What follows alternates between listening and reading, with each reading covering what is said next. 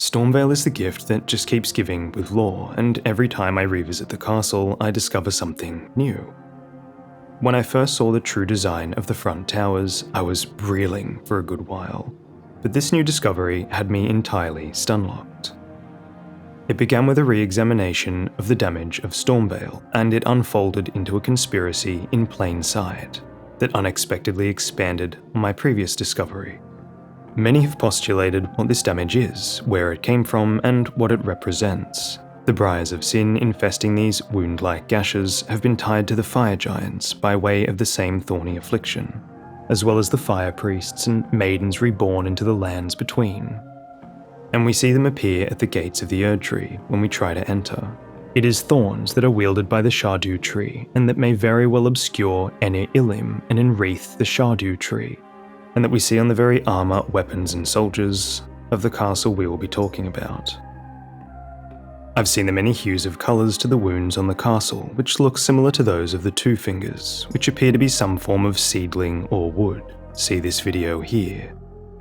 Or the wounds on the Lord before the Erd Tree. Or the secret speckles of colour found on ordinary dragons, like the rainbow stones or the hidden hues of Leyndell. Given we find our first Shabriri grape here, and Hyetta just outside of its walls. This does make one think of the Frenzied Flame, however, aside from the eerie melted-looking stone, there's no evidence of the presence of the Frenzied Flame. I've also heard the rumours of it being a sickness that is manifest from the monstrous remains at its core. However, something I've not seen explored or talked about are how these wounds take a very interesting form. Many of them are not just random claw-like impacts, but have about them a very peculiar pattern that is consistent pretty much in all of these wounds. Or rather, impact marks. These striations remind me heavily of the finger holes on tombstones, the finger marks on the floor near Midra, the finger shield, the doors to the Frenzied Flame, the patterns on the ruins at impact sites, and the impact sites themselves, which are very reminiscent of the Black Flame sigil. And speaking of, they remind me of something else especially. A side-by-side of Metyr's face and these impact sites on Stormveil is interesting at the least. And the image it invokes of the Mother of Fingers assailing Stormveil is amusing, if not terrifying. We see these impact sites all over the castle, so you could picture Metyr spinning her way up Stormveil and belting the absolute out of the building for whatever reason.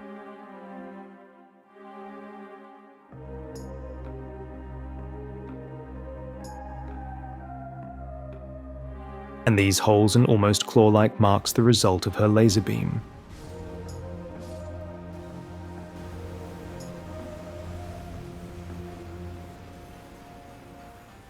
Her head is honestly a pretty good fit for the size, and what we see fits the profile of multiple variations of head slams that she performs, including Kowtower's Resentment, which has quite a destructive AoE, which to me explains why we see these impact marks in the middle of these claw-like marks, which are likely the effect of her performing an AoE like Kowtower's Resentment.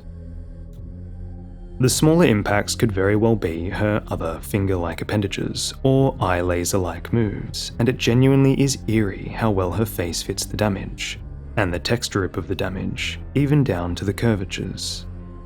You can picture her climbing around the walls of the building like an even scarier version of Titans from Attack on Titan, belting the castle and unleashing anomaly-causing devastation upon it with her gravitational powers and godly might in her prime. I did consider the possibility of these impacts being the result of perhaps lightning bolts and the accompanying marks from the talons of, say, a lightning-wielding dragon, as the foot of Gransax is about the same size and is consistent with the talon-like marks themselves, and I'm not opposed to the idea at all. I have plenty to say about the relationship between Metyr and the ancient dragons in the next video, but for now suffice to say that the very statues representing the ancient dragons have upon their crown, desecrated or not, the Two Fingers, the children of Metyr. And the ancient dragons, with exception to Blasidisax and his embedded friends, don a crown of exactly 8 fingers, the exact same amount of fingers as Metyr. All of Farum Azula is embroiled in the symbol of her eye, the quatrefoil, and the fact that Farum Azula is suspended in a gravitational anomaly is also a compelling point. I have an immense amount more to say about this topic, such as Syncadea and the implications of the gift of a finger granting intelligence, and the meteorite embedded into this blade. But if you want to hear about that, you'll have to join me for my long-form Dragonology video, which will be posted when I gather the will to finish another hour-and-a-half long video again. The thing that turns me towards it, frankly just all being meta, is what I mentioned before, the fact that in these giant talon-like marks is this finger-like impact, which reminds me of her many headbanging moves with AoE magic after them, possibly having created these fissures around the impacts. That to me is easier to explain than how a fingerprint ended up in a talon mark of an ancient dragon. So why would Meta assail Stormveil? Well, if what occurred that resulted in the downfall of Meta and her age started or happened in Stormveil, why wouldn't she assail it?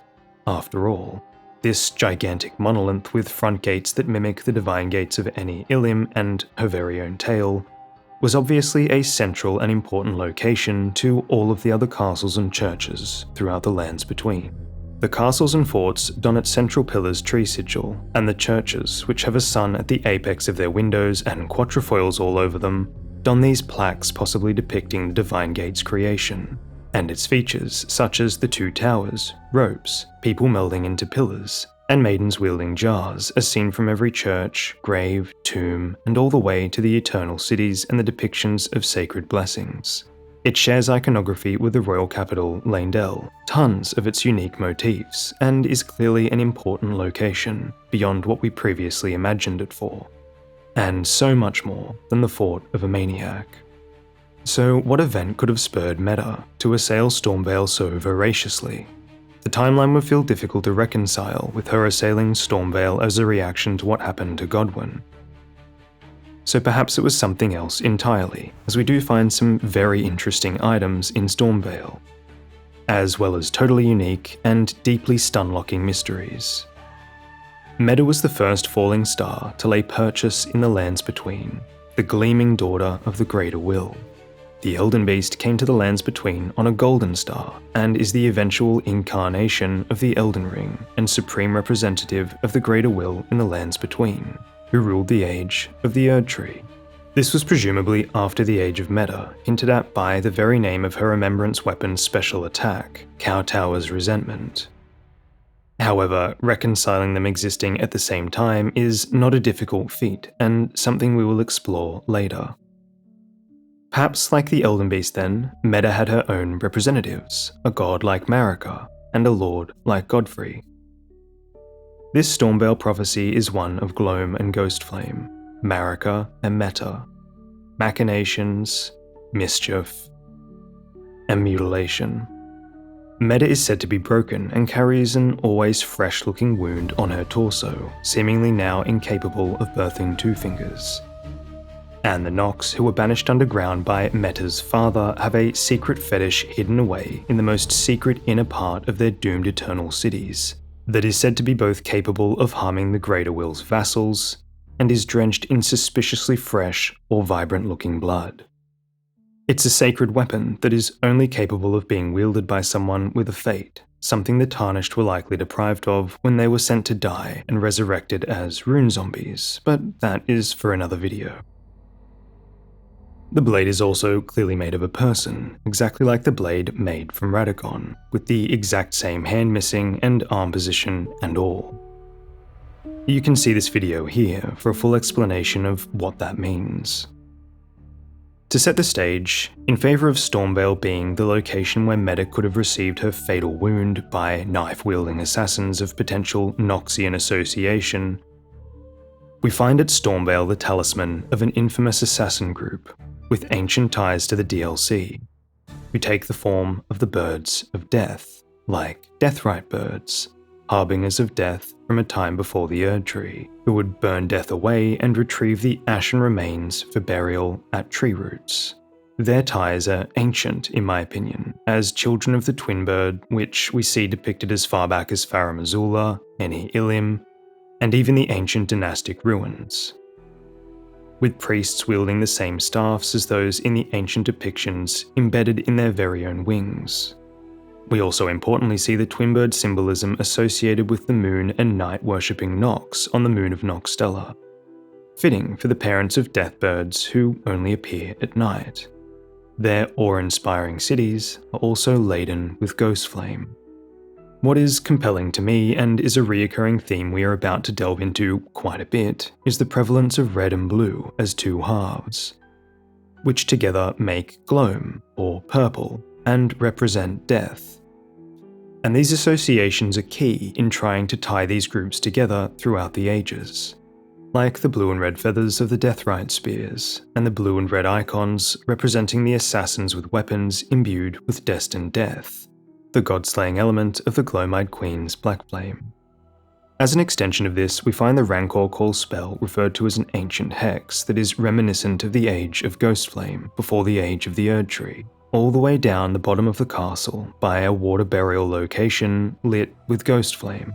This is very reminiscent of the Tibia Mariner, who I will soon be noting on, where we also find remnants of statues I'll be touching on later as well. So why would Ghost Flame, birds, and the Nox have any implications regarding the Gloamide Queen? Well, the colour of the Death Flame-wielding Dusk or Gloam Queen's namesake, Gloam, is purple, which is the hue of Ghost Flame. A pair to it, as per the DLC, and we find the only Deathrite bird in the DLC in the red and blue Caro's Grave, which makes purple. And it's by the only Tibia Mariner in the DLC, which is a purple guide of the dead in the age before the Erd Tree, whose summoned giants don a purple or gloam-eyed ring and spew ghost flame. While the gloaming or dusk hours can present a sky rich of blues and reds, those colours combined are, and often make in the sky, purple. Like the purple mariner of the red and blue Caro's Hidden Grave, who rides on water which is typically blue, and who manipulates that water with red magic, akin to the miasma in the mountaintops of the giants. Beings associated with death share this relationship of colours, and even the heroes' graves themselves appear to reflect Gloam colours, just like the ghost flame-laden eternal cities, which also have Gloam tones. While we're on the topic of flightless death birds and the Gloamide Queen, the flightless bird painting provides us with clues to the fate of the bird claw-eyed, burned and bodiless kindling maiden, Melina, who was raised at the foot of the Erd Tree in this cage and requires the Tarnished to take her to her goal. Not only is this purple-eyed destined death-wielding, fire-envisioning, black knife assassin mimicking, presumably little sister of Mesmer, yet another clash of aspects we associate with the Gloamide Queen, fire and death, but she also introduces Marika. Melina is presented as the daughter of Marika and hinted to be the younger sister of Mesmer, who is said to have a younger sister who bore a vision of fire. It is inferred that Melina is this little sister, given Mesmer's kindling works for the Sealing Tree very much the same way the Kindling Maiden, with a vision of fire, acts for the Erd Tree. Both children were, at some point, secreted away and represent elements of death and flame, the very things that Marika was intent on sealing. Mesmer is said to be like an older brother to Radagon. He refers to Marika as his mother, who provided him with these blessings to ease his condition. And there's even a statue of her coddling him as a child in his inner sanctum, which is a striking likeness to the virgin abductors, whose womb is a coil of snakes like that behind Mesmer's eye. These abductor virgins are often associated with the Gloamide Queen, given the serpents, adornments, fell god iconography, and the ball of snakes in their womb, which is outrageously similar to the base serpent behind Mesmer's eye. So what does that imply about Marika, that these supposed children of hers embody the cardinal sin of the Golden Order, fire's deadly sin, and the enemy of the Erd Tree, the serpent? What do these secreted away children have to do with the turning point of snakes and fire being reviled and seen as traitors, after seemingly being central points of the faith and culture in the era before? What does Marika have to do with the Gloamide Queen, the entity more associated with fire, death, and serpents? Why is Marika apparently part of a family of fire, death, and serpents? I think the ambiguity of Mesmer and Melina being the children of Marika or the Gloamide Queen is on purpose, and I think that the other numerous examples of their mix-up and crossover is intentional. and important to what happened with Metyr. If the age before the Erd Tree, which had a fire-breathing dragon as its lord, was one where Ghost Flame burned away death, then a death flame-wielding Empyrean chosen by the Two Fingers would appear to me to be the perfect candidate for a Marika figure of that age. So what does any of this have to do with Stormveil? And better yet, what does this have to do with Metyr? While we can see some distant whispers of the Gloamite Queen at Stormveil so far in the hints from a bygone age, it is taken leagues further by the fact that we find both the Godslayer seal and Godskin prayerbook of the Godskin and their Gloamite Queen, whose sigil looks outrageously similar to Metyr's face and the impact sites and, by extension, the damage on Stormveil, in this very castle. Perhaps Metyr's reason to attack was a betrayal of or by her human envoy, her Marika equivalent, her chosen Empyrean of an order of virgin maidens as depicted on every panel, on every related church. We already have active evidence of the existence of envoys of gods such as Marika, the Twinbird, and so on. As I stated earlier, I would wager the Gloamite Queen was this for Metyr, as the vessel or conduit of her power, channeled through the Godslayer Greatsword. She was Metyr's representative who would be able to eliminate or hunt any other would-be gods and threats to their dominion over the lands between, much like her golden successor for the Elden Beast. So before we circle back to Metyr, who was the Gloamite Queen? What was her origin and what ties to her past do we have? What does this have to do with Marika? How are these two figures so evidently related, and yet the relationship is so seemingly obscure, like it's been veiled or intentionally hidden? There are limited items and hints that we're given regarding the Gloamite Queen and her lineage and associations, and while that may be considered a bad thing by some, it does actually help us to narrow down the scope. From all of these things, we can infer that the Gloamite Queen was an Empyrean that was chosen by the Two Fingers, the children of Metyr. This is the start of why I believe she has strong and relevant ties to Metyr as her chosen vessel or Marika equivalent. She led and controlled the Godskin, who were swaddled each as a newborn in the swaddling cloth. Though it is assumed that she is, nowhere is it actually stated that she is their mother, biological or otherwise. She wielded the god-slaying Black Flame and channeled it through her Godslayer Greatsword, which the Godskin would also channel the Black Flame through. The Godskin were all embraced by the Gloamite Queen, and the Black Flame was their armour within. Presumably this image in the likeness of Aphrodite on the Godskin peeler is meant to represent the Gloamite Queen, strengthening her ties to rebirth, fertility, and motherhood. A subtle but indirect suggestion of her relationship with the Godskin. After Malekith defeated her, the power of the Black Flame was sealed. Malekith sealed Destined Death, which is the Rune of Death, which was therefore the source of the power of the Black Flame, and likely the element making it capable of killing gods. This means that the Gloamite Queen drew her god-slaying power from a portion of the Elden Ring itself, as the true power of her Black Flame was sealed when the Rune of Death was. This further strengthens my claim of her being an important figure of the prior age, capable of channeling a portion of the Elden Ring, before it was shattered and assumedly a singular configuration.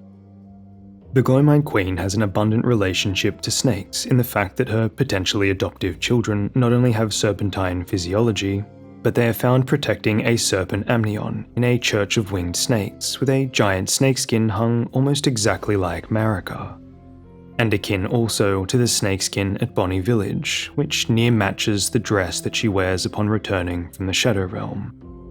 Her associations to life, death, and rebirth, snakes and fire, are abundant and clear, and their contrast to Marika as eternal, unchanging, and someone who seals and fears snakes and fire, likely as their capacity as tools for death and rebirth, whereas she is a symbol of eternity, raises important questions. In my eyes, the transition of a being like the Gloamite Queen to a being like Marika, either in a literal form or in leadership, would be an era-changing event and an existential threat to Metyr, whose age was an age of cycles. One where death was necessary and an important element of the cycle of life, death, and rebirth. The concepts of motherhood, birth, and death that she is associated with are reinforced in her role as a matriarchal figure that directs and controls the godskin, and therefore those that wield the black flame.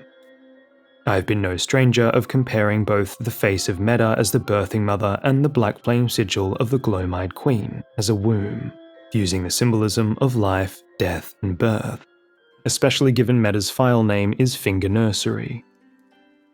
And so to me, the Godslayer seal also invoking this imagery fits perfectly, as it is said to represent the manipulation of black flame, or rather the use of it, such as the birthing of an army that wields it, and their subsequent control and use as Godslayers.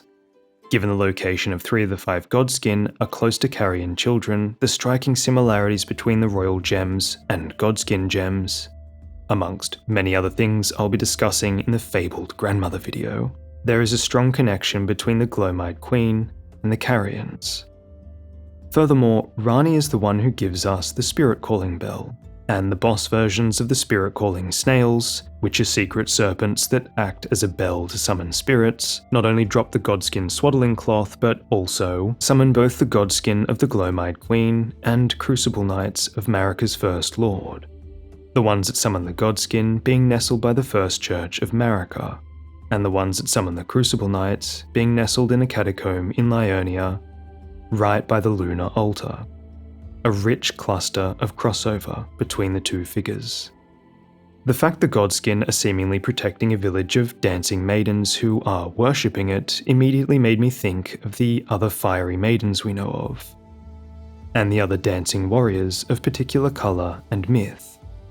I find it fitting that the Red Dancer's grave is in a field of blue flowers, and the fact that people use her outfit to cosplay Marika because it is so close in likeness to her dress.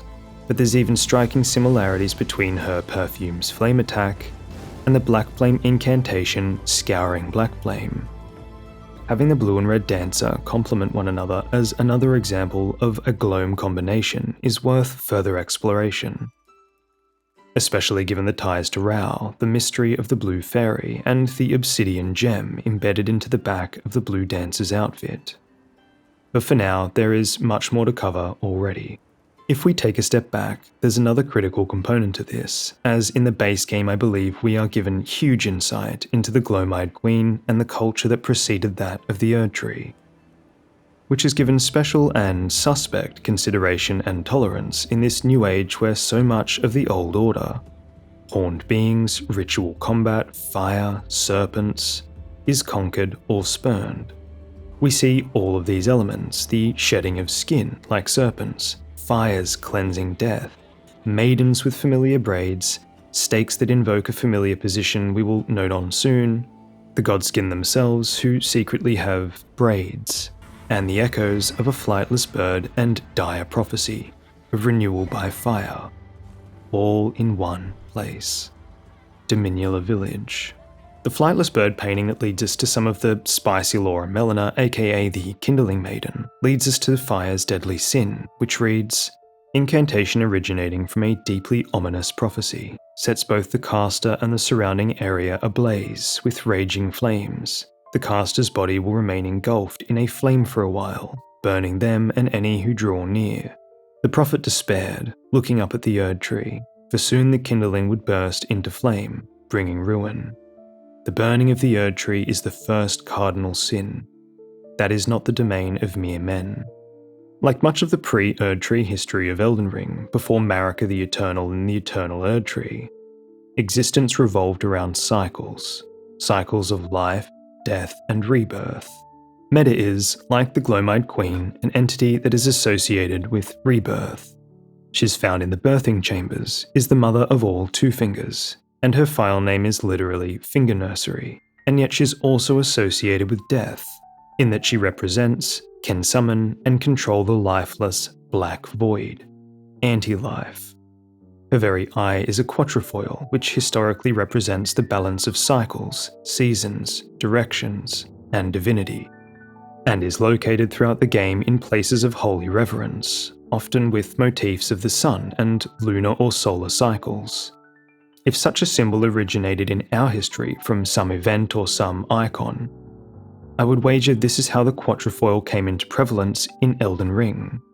The flame palmet, which appears all throughout the game in ancient civilizations, is also a symbol of rebirth. A tree burning to make way for a new sapling, like long pine or eucalyptus. And the Gloamite Queen as well is presented as a mother figure, at least to the godskin, and wields the black god-slaying black flames which host destined death. Weighty, void-like flames that drain health of those burned by it. Like a black hole, sucking in even light, and was ultimately sealed away in an ancient meteoric sword.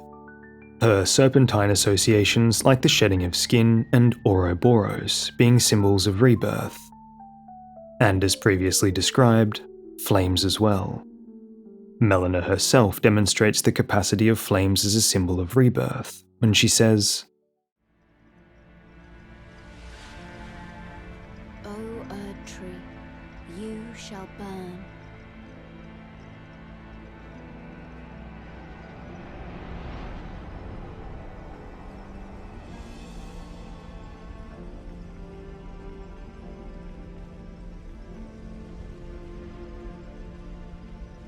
Burn for the sake of the new Lord." I think this village is a relic of an age of cycles. The village of the flightless bird painting takes us to the godskin apostle guarding it, an adoptive child of the Gloamite Queen herself. The practice of skinning or shedding with extra steps is apparent. The surrounding flowers are the same primordial pink as Metyr's attacks. There are stakes like those of the Rune of Marika or Metyr's tail, and most importantly, as the incantation we find would imply, the fate of Melina would appear to be a tradition of the culture of this group of frenzied dancers. The very one strangely tolerated by the New Order. This village is host to two types of maidens, older maidens and younger maidens, and to get a better idea of what is happening here, we find in the embers of a pile nearby of skinned corpses, the Blue Maiden's cloak, gifted to royalty, a different coloured version of another young spirit-tuning maiden we already know of. This is actually reminiscent of real-life Aztec rituals done to perpetuate the cycle of the seasons and appease the relevant god, through festivities and/or sacrifice. There were in fact quite a few rituals involving flower maidens. Specifically, the sweeping of the roads was celebrated on the 11th month of the Aztec calendar and was dedicated to Toki, our grandmother, and the goddess of purification, war, and midwifery. A young virgin, chosen for her beauty, embodied Toki. She was treated with great honour, adorned with flowers, and married to the god in a symbolic rite. And at the end of the month, she was decapitated, her skin was flayed and worn by priests to symbolize rebirth and fertility. Xochiquetzal, the goddess of flowers, fertility, and female sexuality, was honored more through celebration than sacrifice. But maiden offerings did exist in some form. For example, the Flower Festival was not one of the 18 fixed festivals, but was celebrated in local traditions. This god was honoured with young girls dressed as flower goddesses, crowned with fresh blooms, who danced in circles. There would be offerings of flower garlands, fragrant resins, and paper garments, and in some accounts, a maiden or bride was symbolically wed to the goddess. The power, vitality, and rebirth gained by the sacrifice of youth is a reoccurring theme in Elden Ring, with baby batteries unironically being something that keeps coming back to haunt me, and shamanic practices revolving around the power and abundance of new life, and the sacrifice of it. Like Elden Ring Adrenochrome, given Melina's lineage and Marika's lineage as a shaman, among other things, it wouldn't be hard to see these diminular celebrants as a lineage of the shaman. And I think this is even hinted at with their braids, which are reminiscent of Marika's own. But these are far from the only examples of shaman that we're given in the game, all who share interesting similarities to one another. The shaman of the woods who invoke power in themselves and their fellow bestial shaman by song, dance, and the offering of the young, much like the diminular village celebrants. Shaman tower folk who invoke normalized crucible current to assail us. Shaman jars who manipulate their own flesh to attack us. Shaman Melina, who invokes the Bloom and minor Erdtree incantations and can manipulate runes, who has a weapon similar to and moves like the Black Knives, who are of the same stock as Marika, who is a shaman. And the Shaman Grandmother, sitting in a very particular and familiar pose. And while these are all shaman in their own right, invoking powers or rituals in similar manners, there are distinct differences, such as their braids or physiology. But of the highest importance in my opinion, the positions they are taking while invoking power or dying, and how that relates to what that power does. I go into this completely and explain what these positions are and do in this video here, but the one we will be focusing on in this video is Spirit Transferal. This is akin to a primal glintstone transfer, wherein the soul of the individual has moved on from the vessel. We see this in the grandmother and mother figures, and in Rani, who demonstrates this exceptionally when she is in her doll and when she is no longer. This is the same, of course, for Celavus's puppets, and we also see this in Gowry, who is manipulating this technique in order to likely search the Caelid wastes for new buds. This is an extremely important concept that we will revisit a little later on in the video. These hand positions are exceptionally important and all mean and do different things, using our body, which is a vessel for spiritual essence, as a conduit to manipulate that power.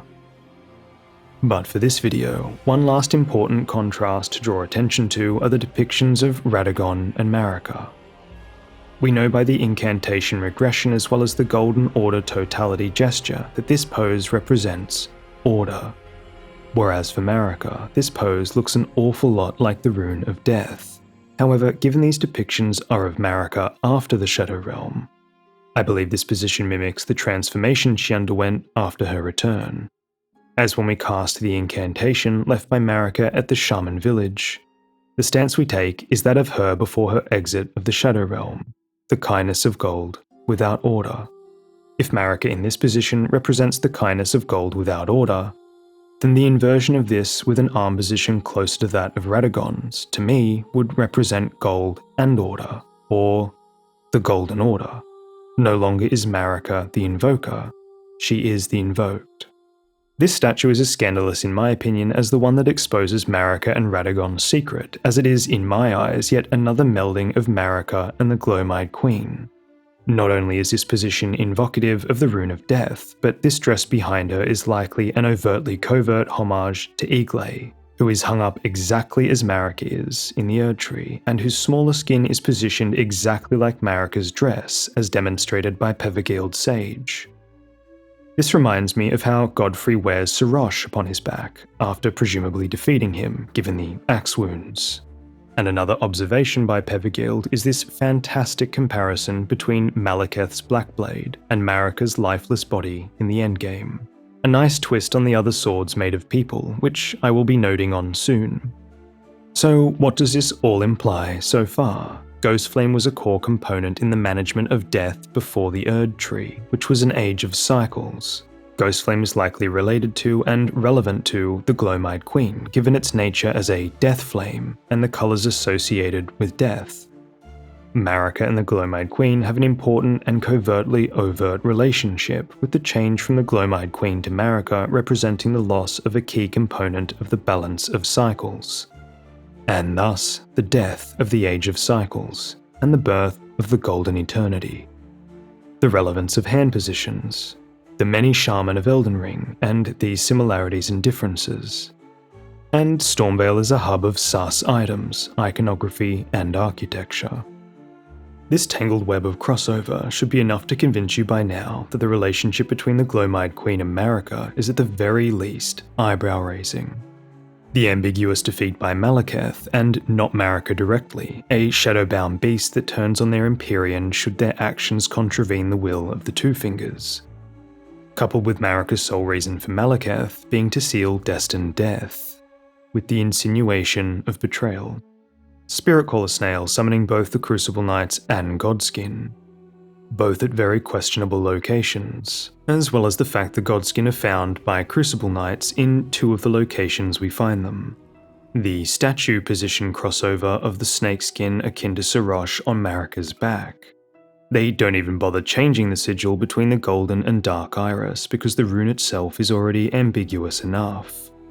And the Beyond Sus children, who tie Marika inextricably to concepts that are fundamental to the Gloamide Queen.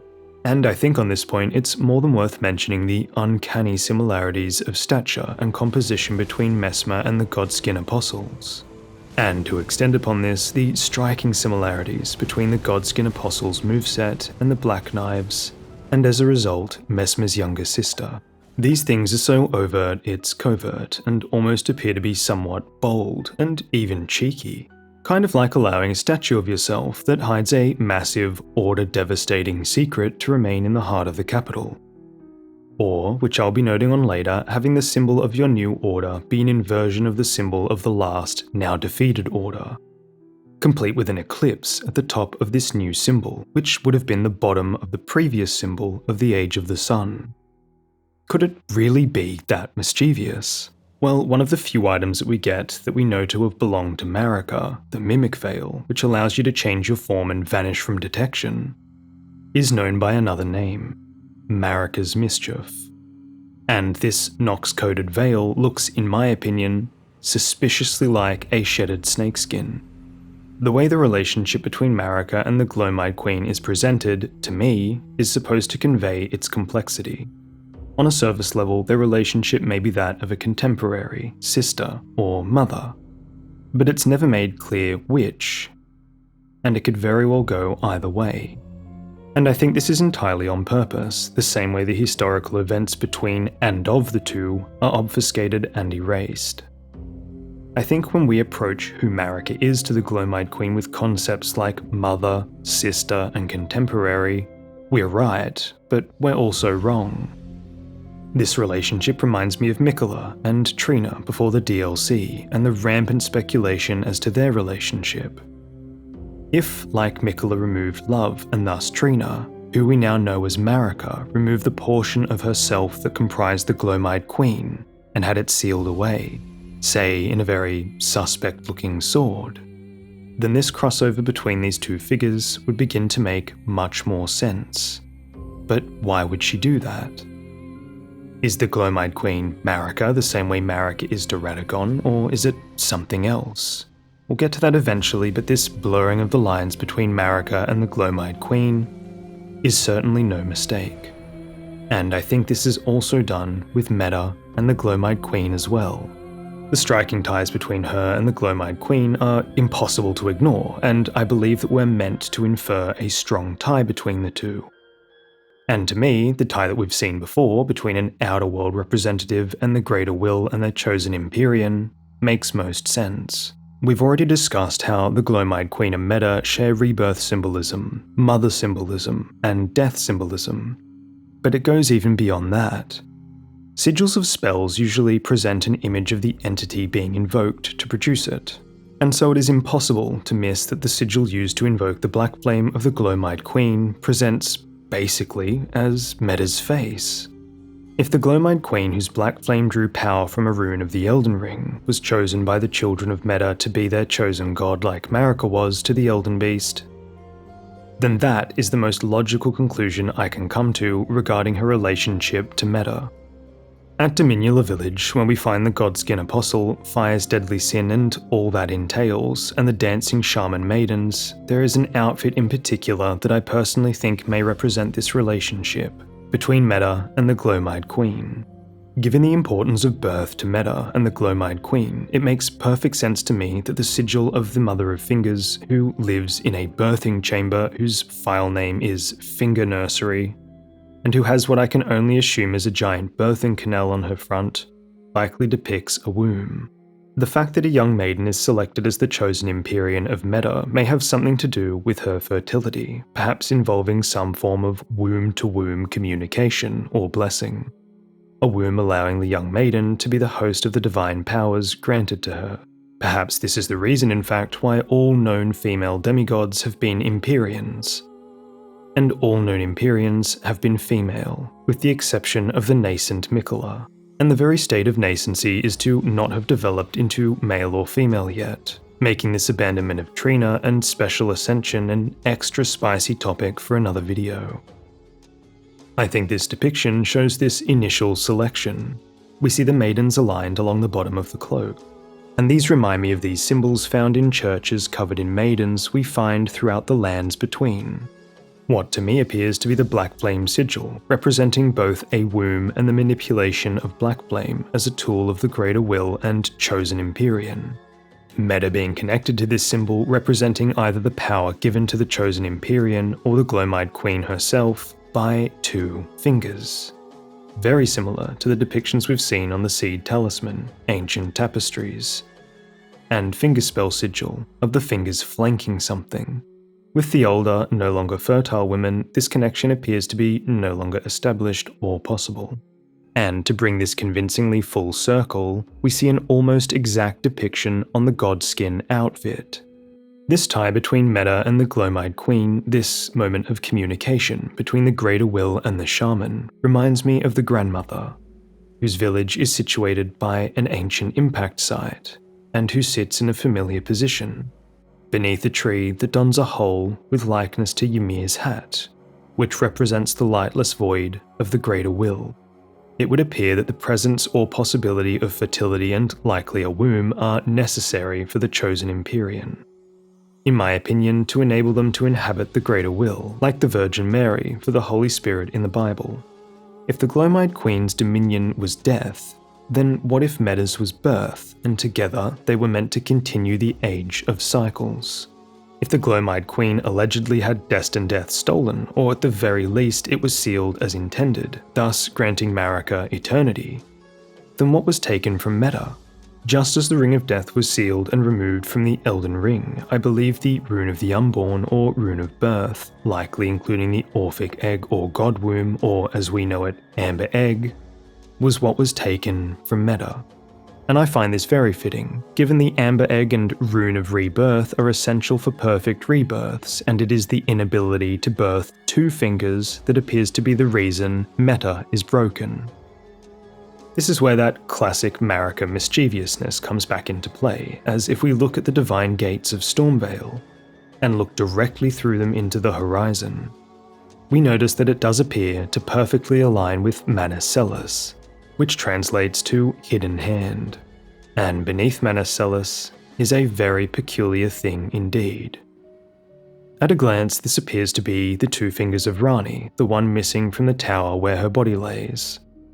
However, this model is anything but typical, and if you take a closer look, you'll notice a couple of strange things. First, the model appears as though it's melting, and its flesh seems very different from the other living and dead 2 fingers we encounter. The texture is more akin to Metyr's. The bottom of this being almost looks flayed, like it's been ripped off of something, but that's not all. The fingers are facing the wrong way, and appear entirely bent into an unnatural position, unlike any other 2 fingers, almost like they are anatomically something else.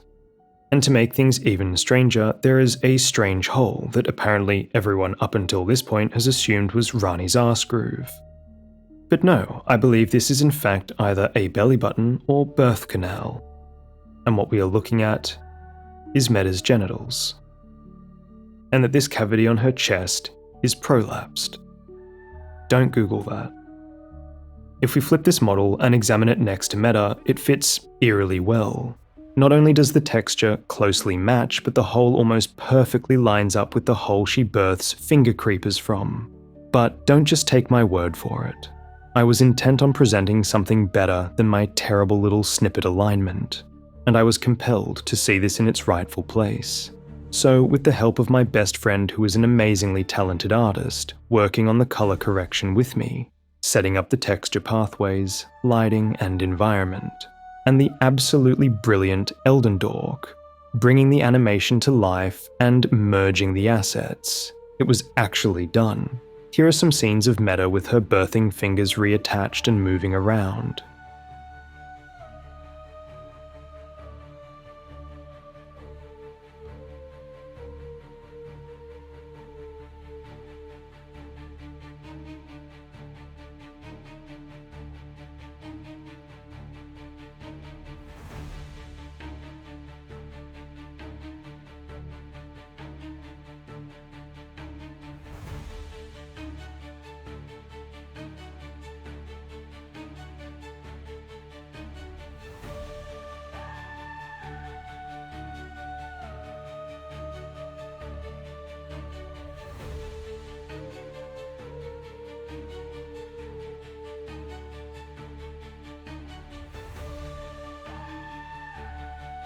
Another huge thank you to my friend Jack and Elden dorK for his amazing work and time, and who I would highly recommend checking out, as not only is his first lore video exceptional, but I know he is busy in the kitchen as we speak. I believe this act occurred at the Chapel of Anticipation for two main reasons. One, most of the damage to Stormveil is on the side of the Chapel of Anticipation, and there appears to be damage that would only be possible by catastrophic gravitational events, with devastating beams circling the area. This to me would explain the damage cutting off the Chapel of Anticipation, as well as the clear devastation on once established buildings, perhaps once linking it to the mainland. And second, there is gold blood in only this area, and the only thing that has gold blood in the entire game is the current host of the Elden Ring, the Elden Beast, and this raises two possibilities in my mind. Either Metyr was host of the Elden Ring at this point, and as a result her now red blood was gold, changing to red after the Elden Ring or God Womb was cut out, or Metyr was carrying the Elden Beast in her womb, which was excised and stolen, injuring the Elden Beast in an almost Orphan of Kos sort of situation. For the first option to be true, we would need to see other examples of blood changing colour, and we do. If we attack a mimic before it transforms, its blood is silver. If we attack it after it transforms, its blood is red. Seeing this concept already have a precedent does encourage the idea of her blood changing from gold to red after this transformation.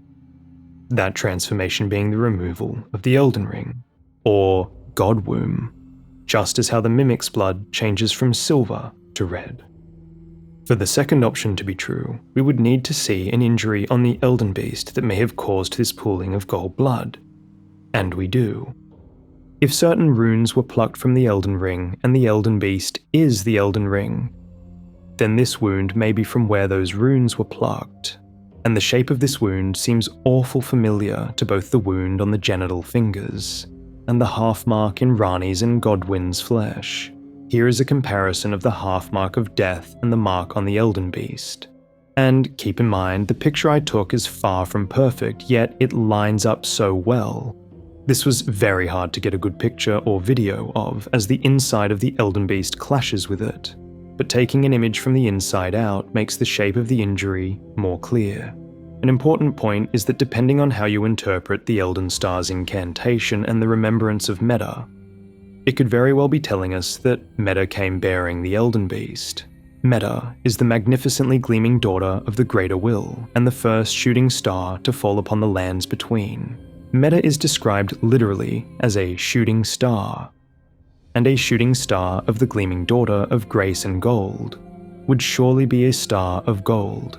It is said that long ago, the Greater Will sent a golden star bearing a beast into the lands between, which would later become the Elden Ring. If Metyr literally is that shooting star, and she was bearing the Elden Beast, then that would mean she is both the mother of the Elden Beast and was once host of the Elden Ring. So to me, either explanation is plausible. Regardless, I believe this was the first time the Fingerslayer blade was used, and it was used in order to commit this sin and hide Metyr's means of birthing two fingers, as well as take or manipulate the Elden Ring, Elden Beast, and or Amber Egg. And the second time it was used was to finish the ritual Ranni started, which I am more than certain has something to do with her escaping the Cage of Divinity before ascending. Like Phase 1 escape the Empyrean flesh, and Phase 2 be rebirthed in a new form capable of assuming uncaged divinity, likely through some form of rebirth, akin to Miquella, as she's sitting in the spirit transferal position right on top of Metyr's birth canal, completely naked, as if born again, and I am near certain this is connected to the half mark of death on the Elden Beast and Metyr's genitals, likely very similar in nature to the ritual between Godwyn and Ranni, meaning this plan has been a very, very long time in the making. But we will get to that. I think the loss of this crucial element of power also explains the size difference between these fingers and Metyr, as I've explored in previous videos in depth, which you can see here. The loss of runes or power can and does correlate to size in many instances. For example, Morgott losing his stature, horns and tail after his defeat, Mydra's stature before and after hosting the power of the Frenzy Flame, Rykard before and after becoming a snake and eating others like a rune buffet, and so on, as the very symbol of birth and Great Mother. After Metyr had her genitals, womb, and potentially child taken from her, she was immensely diminished, left to wither and fade, alone and literally prolapsing from her chest.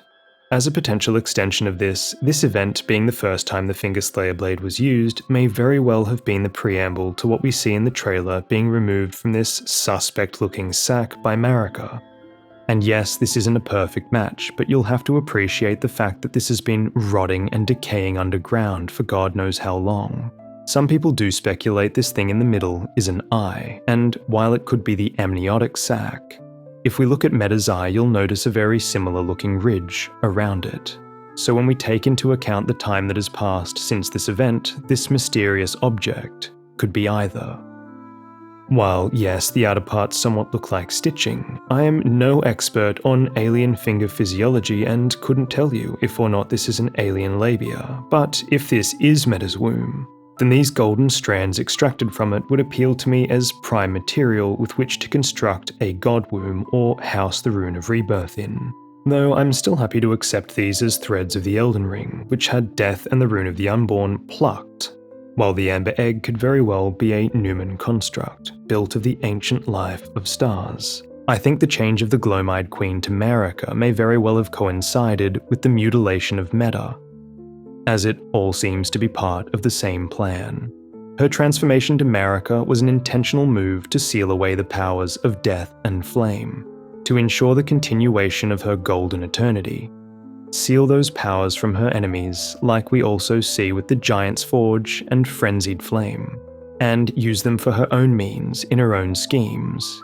The Gloam-eyed Queen divested herself of destined death and as a result became someone new, so that the sins she was about to commit would not follow her. I think nothing better encapsulates this event better than the Mimic Veil, which quite literally allows you to change form and avoid detection. And of course we would find this snakeskin Nox-coated veil in Stormveil. This new totally not Gloam Queen had nothing to do with snakes and fire. In fact, she totally hated them, and they were labelled traitors to the Erd Tree and Greater Will. Just going to quickly hide these fire serpent children who I've never seen before. Meanwhile, this mysterious queen of the past, who definitely wasn't Marika, was obscured, denigrated, and lost to history. Her very origin and story secreted away like the children that were living links between Marika and the Gloam-eyed Queen. In this one night, perhaps veiled by an event like an eclipse, she sealed the powers of death and stole the powers of life. Nothing could end her, and anything that had the potential to was sealed or banished under the guise of a righteous cause, in relentless war campaigns, and used by her in secret, as she pleased. I think the fact that she, or rather her shell, is stabbed through the womb is likely the Greater Will's idea of justice or revenge in response to what was done to its daughter. Either that, or it was an attempt to destroy something that was no longer there, and had been secreted away to the only place capable of fending off the Golden Host. So what could have prompted Metyr to assail Stormveil to begin with? What baited her into a fatal mistake that would cost her everything? Well, what we have just explored was an obvious rebellion, and there is another rebellion we hear whispers of that is as obscured and hidden as the relationship between Marika and the Gloam-eyed Queen. What is one of the first conflicts in historical record that was era-definingly important, but with very few references to it? One from which a Lord Consort was born, and with him the Golden Lineage. And a red-haired champion arose who would lead the war against the Carians. A warrior who would be the second Lord Consort, and who was secretly Marika herself. The only event for me that springs to mind is the Giant Rebellion.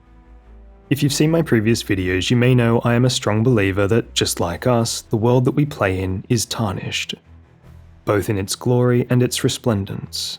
For example, the once colourful Leyndell has been sapped of most of its colour. Farum Azula likely has also had this same problem, just like its denizens whose scales have been drained of colour. And we see this reflected in real life. For example, in pillars we see literally ripped into the game, which to me indicates a once very different picture to many of these places. So then, if the same thing happens to these ancient buildings, why not then ancient beings? We already see them bereft of colour, bereft of skin, and tarnished compared to their former glory and prime. So how far does this extend? For example, have you ever ruminated over the hairs of the Godskin noble attire? Do you think these hairs were always blonde? Do you think this sword is really white? Well, it isn't. This sword's Japanese text reads that its blade is secretly coloured, and the English text spoils this secret by telling us this colour is green, or more specifically, Celadon. So if the sword's colours can presumably fade, like the buildings of the world we play in and so many other things and characters, what would make this hair attached to dead skin that has been worn by the most ancient of ancient godskin immune to this effect? In actuality, as it turns out, red hair can and does often fade to blonde, especially on dead things like corpses or hides. Hell, I watched my own family dog fade from red to white in one lifetime, let alone however long the godskin have been around. This is because the pigment in red hair, pheomelanin, is less stable than black or brown pigment. It breaks down faster, leading to the hair to appear faded, golden, or pale yellowish over months or years. So, as you've likely been guessing by this point, yes. Just like the sword with this secret faded colour, I believe this hair too was once a different colour.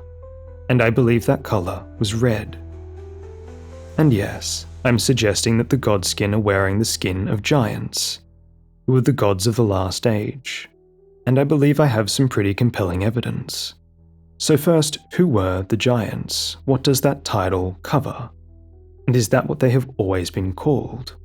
Or the new name given to them by the victors, since referring to them as gods would be blasphemy? Well, we know by Renala's words and the troll item description that what we refer to as trolls are in fact lesser giants. And the term lesser was specifically added in later patches.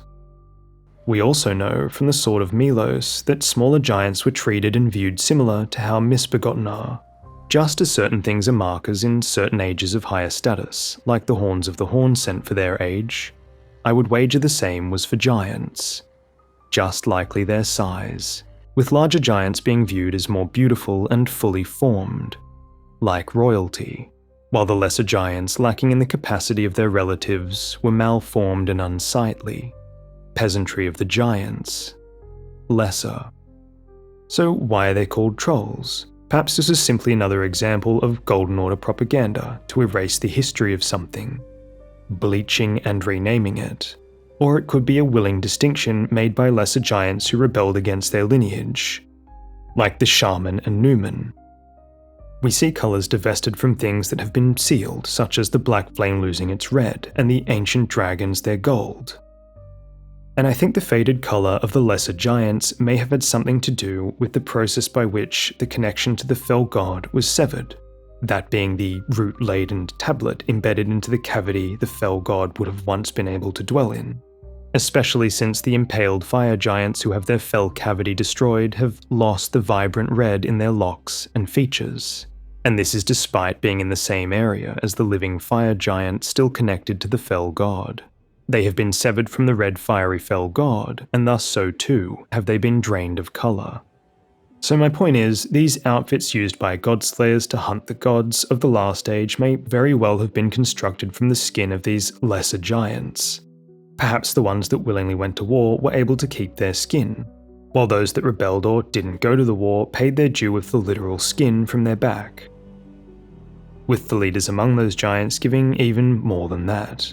After all, the eyes are essentially a perfect match. The beard is an almost perfect match, and like that we see on the giant on the serpent-riddled gladiator outfit. Their missing parts are almost a perfect match. Many of the trolls appear to have been skinned, given the ones in the north are covered in fur, and the ones commonly encountered are smooth and covered in bloody scrape marks. The size seems to fit too, given the size of the godskin and the fact the hoods have absolutely massive ears and proportions. And treated hides can shrink and lose up to about 25% of their original size. And finally, the trolls are giants, which, if the giants are the gods of the prior age, would make their skin godhide. And finally, if you are still unsure if the giants are the old gods, then consider the trophy of the God Hunt, which was once a sign of the wrath of the gods. A roar, very similar to when the fire giant is invoking the power and wrath of the fell god by bellowing a raging tempest of fire in a smouldering roar. The roar of Regalia reads, an incantation of what is jokingly called the Bear Communion. An incantation that is more akin to the divine invocation of the Horn Scent than it is to the Dragon Communion. Only through desperate battle with the feral wild can one discover a god unique to oneself. Then perhaps the great red fell god of the red roaring giants is the apex example of this, having found a god in himself. The Roar Medallion reads, in ancient times the giants were mortal enemies of the Erd Tree. Their bellowing roars desolated nature, triggered avalanches, and whipped up storms of flame. To me, such a destructive and powerful bellow would be a great candidate as the prideful trophy one would obtain from hunting them. Obviously, the fact these giants are impaled is very reminiscent of Messmer, but another thing that leads me to believe the Gloam-eyed Queen was part of this rebellion and war is the fact the Black Flame monks, who are keepers, managers, and worshippers of the Flame of Ruin, turned from the Flame of Ruin and fell god to the Gloam-eyed Queen's side. I would wager this was after seeing the wielder of destined death and god-slaying flame in action. I think Marika, or the Gloam-eyed Queen's curse upon the giants, is marked by these two burned fingers. If the gaining of fingers grants intelligence, then the taking of fingers may well be a way of enslaving and depriving an individual, so that they may take to a solemn task for all eternity. See this video here on the relevance of fingers and hands, and what the loss of specifically these two fingers means. The main takeaway is that, to me, seeing flames that could burn what you see as gods would be enough for many to turn traitor, indicating the presence of the Gloam-eyed Queen in this conflict. So what does this mean for our Stormveil connection? Well, one of the most fascinating items in Stormveil is one of the most plain, but its description is one of the very few items that gives us information about the war against the giants. And the lore it gives us is of a champion that rose from it. A labourer turned rebel who was a leading and instigating force in this war. And the item that explains this to us is also found in Stormveil. For me, what importantly may lend a few extra layers to this is that we find evidence of an ancient event, potentially the presence of those that would rule the next age, and get a glimpse into the veiled side of a tremendously mysterious and elusive god. For within Stormveil we find both the Mimic Veil, otherwise known as Marika's Mischief, which allows one to shapeshift in PvP and avoid detection, and the Brick Hammer, requiring the strength of a giant to wield, which tells us of a labourer who led a rebellion and who later became a champion. The Giant Rebellion is an event we don't get told much about, but the fact that we find both Marika's Mischief, a rare item of a literal god, and the hammer with a large portion of the minute information we're given about the Giant Rebellion is very important. I would like to preface this before I continue by saying I'm not suggesting Marika is the one who brought this object here, as it is known that Godric did this. However, the presence of the item here, to me, in conjunction with everything else, is a compelling nod to the mysterious collection of lore-heavy items we find here. The giant race appears to have quite a variety from what we're given, and there appears to have been a heavy prejudice against the smaller giants. The Giant Rebellion was said to have included trolls, who are small giants with their fell cavity, as I will call it, filled with a tablet enwreathed in roots. Small giants were looked down upon by their larger counterparts, and among the small giants there were those who were even smaller. viewed as disfigured and disgusting. And the best example we have of this is the small giant known as Milos, who didn't roar like his relatives, but shrieked. The sword of Milos is a spine affixed to a hilt, which is in essence a sword made from a body, much akin to the sword made from Radagon's body. A red-haired, hammer-wielding, small giant. A champion who headed the following war against Liurnia. A champion from a battle prior, from the war against the giants, of which I believe the precursor or trigger was Metyr's mutilation and the Giant Rebellion. Red hair is inferred to be symbolic of the lineage of the giants, and we can see this throughout certain characters, often larger of stature, throughout the lands between. These entities are either often sealed, being tortured, shunned, or in the case of royalty, exalted. Radagon isn't the only red-haired entity of a smaller stature. We see an array of either descendants or smaller versions of giants throughout the lands between. Rani and Radagon, who are both large, Malenia, pumpkinheads who have an immense stature, and the red hairs on the Lamenter, who dons the face of the fell god on their back. Finally, there is another race of creatures with large stature and red hair, who are viewed as disfigured and disgusting like the lesser giants of old. Treated worse than slaves since birth, and those are the misbegotten, creatures who are said to have been punished for making contact with the Crucible, and whose makeup is an abominable amalgamation of different malformed elements. What's most compelling about these red-haired, malformed creatures is their file name, which translates to Children of Radagon. If that isn't enough for you, one of these red-haired misbegotten is wielding the gift Renala imparted to Radagon, a certified treasure. And it is a misbegotten made of light that wields the incantations Miquella made for his father Radagon that protects the entrance to St. Trina's domain. But there is one misbegotten who stands out from among the rest with distinction, who, like E.G. being the only troll that will converse with us, is the only misbegotten who speaks to the Tarnished. He has a unique model, face, and personality, and a slew of ancient divine secrets, pacts, and abilities. Hewg has always bewildered me. Hewg, like Radagon, the alleged father of the misbegotten, is a master of the divine arts, of smithing, the art of the giants, capable of honing any weapon and imbuing it with any element to the capacity of killing a god.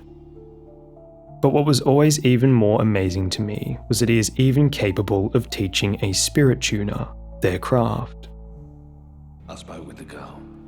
She has a gift for spirit tuning, so I told her everything I know. I'm indebted to a spirit tuner I met long ago. It was all I could do to honour her. I'm sorry I doubted you.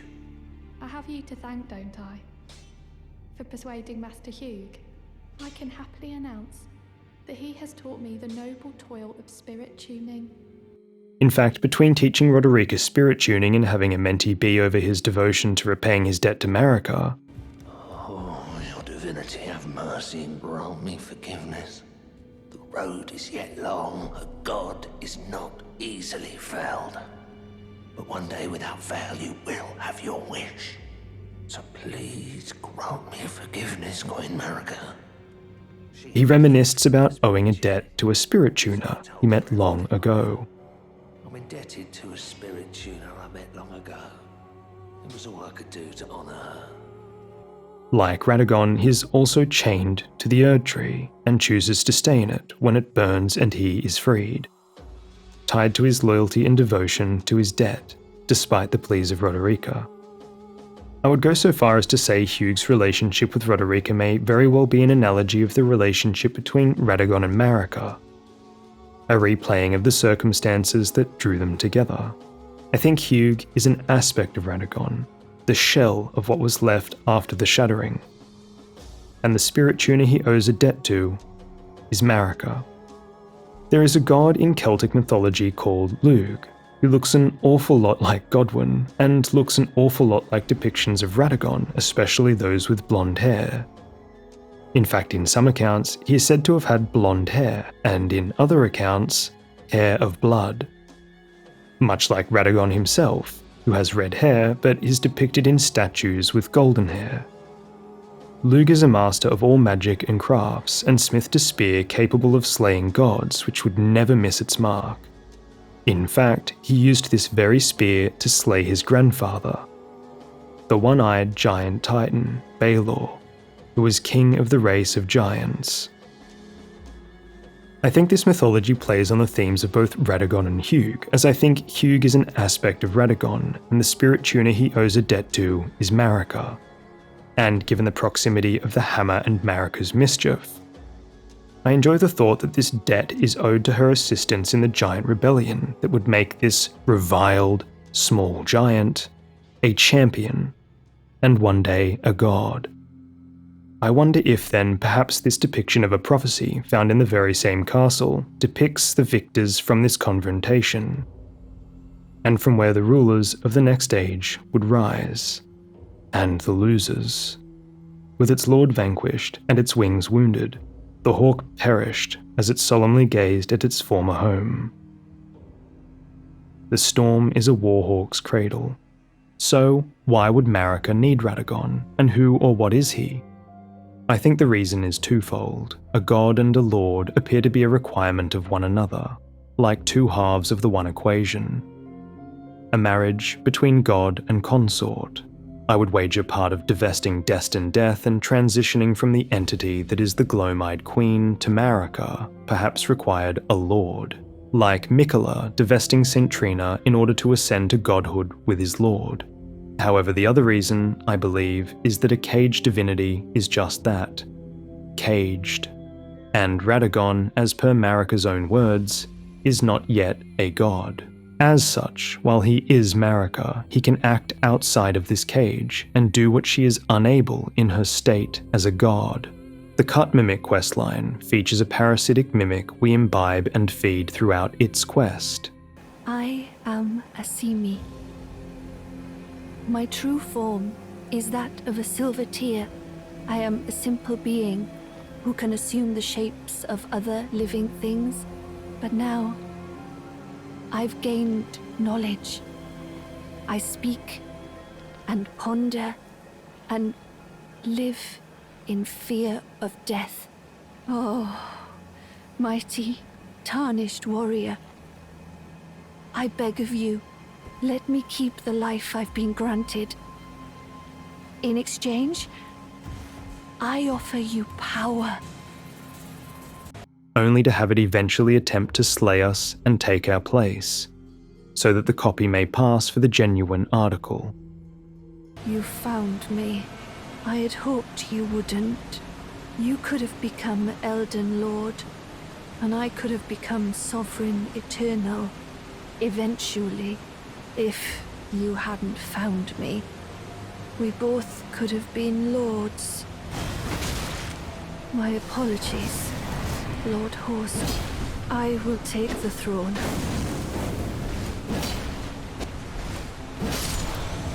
I'm dying. So this is fear. I'm glad, my Lord Horst. I think Radagon is very similar to the mimic Asimi and is a mimic created from the flesh of a god. That god being Marika. I say this as the Silver Tears themselves have an internal file name of Marika lineage slime, and we know the Eternal Cities were set on creating themselves a lord, and the mimic tier is outright stated to be one such attempt.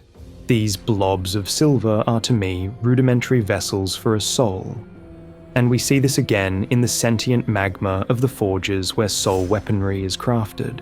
We see them drop from these giant sentient silver balls, and we see them transform into other organisms, which bleed like their counterparts and assume their colours. But why do some of them transform into creatures, and some of them just move around and stab you? I would wager it is their nature as a slime. Given typically in a fantasy setting, slimes devour or meld with whatever they come into contact with. Asimi in the Cut quest essentially parasites off of us before trying to eliminate and replace us. if the Black Knives are scions or royalty of the Eternal Cities, and Marika is the same stock as them, that would insinuate they are comprised of shaman flesh, and perhaps that would explain this behaviour of the Silver Tears described as her lineage, able to meld with all sorts of beings and elements. In the case of Radagon, just like with Asimi, a body was needed to meld with to grow and become a lord. And in my opinion, that body was Hewg. Already possessing knowledge of the divine smithing of the giants, he would grow with the Golden Tear, learning all he needed to become whole so as to pass as the genuine article, a divinity uncaged, capable of setting the stage for Marika's plans out of the purview of the Greater Will. In my last video, I explained the process by which these weapons were forged, and how in palmistry the left hand represents the soul and the right the body. The fact that these weapons have their right arm suggests to me that it is purely made from the vessel of the individual, and the missing left arm representing the soul suggests that that part of them is elsewhere, doing other things. Like the burned and bodiless Finger Maiden Melina and the charred Fingerslayer blade, who isn't missing an arm in this form because she is a spirit. Whereas with Radagon, he is missing this arm because this is his vessel, but his soul is elsewhere, duty-bound to his significant other. This is reminiscent of Miquella, who has shed his left arm, but his soul remains there, anchored to Radagon. And I do think Hewg's other half is Marika, after all. For who else would she entrust with her solemn wish? In the shaman village, we find Marika's braid, which reads, "A braid of golden hair, cut loose, Queen Marika's offering to the grandmother." What was her prayer? Her wish? Her confession? There is no one left to answer, and Marika never returned home again. And we already know what this wish is, because Hewg tells us. Marika's wish is for Hewg to create a weapon capable of slaying a god. Oh, your divinity, have mercy, grant me forgiveness. The road is yet long, a god is not easily felled. But one day without fail you will have your wish. So please grant me forgiveness, Queen Marika. Marika's wish, her promise to the grandmother, was to slay God, to break the cage of divinity and bring an end to the cycle. This is why Radagon learned all he could, to create the ultimate weapon, one capable of slaying a god. This is why he was necessary to work outside of the purview of the Greater Will towards these blasphemous goals, the wooing of the Carian royalty and conjoining of their orders, the hiding of the god womb or amber egg, and gaining the knowledge necessary to make the perfect weapon. The seduction was a new life for the malformed giant, the life of a champion, not a labourer, the life of a father and husband, not a forgotten upstart of the fringes, the destiny of becoming a god and not fading into nothing as a slave. The betrayal was the result, ending up as he started, a malformed and lonely slave, using his talent, skills, and life, labouring eternally for a god he fears. Or perhaps the betrayal was his first to make, and that is why he is as we see him. Perhaps it was he who strayed on his side of the bargain, after getting everything he was promised, the life of a champion and beloved father, and being at the precipice of losing it all. Perhaps Radagon, at the end, fearing the loss of his newfound glory, truly did try to repair the Elden Ring, and regrets this transgression against Marika with his whole being.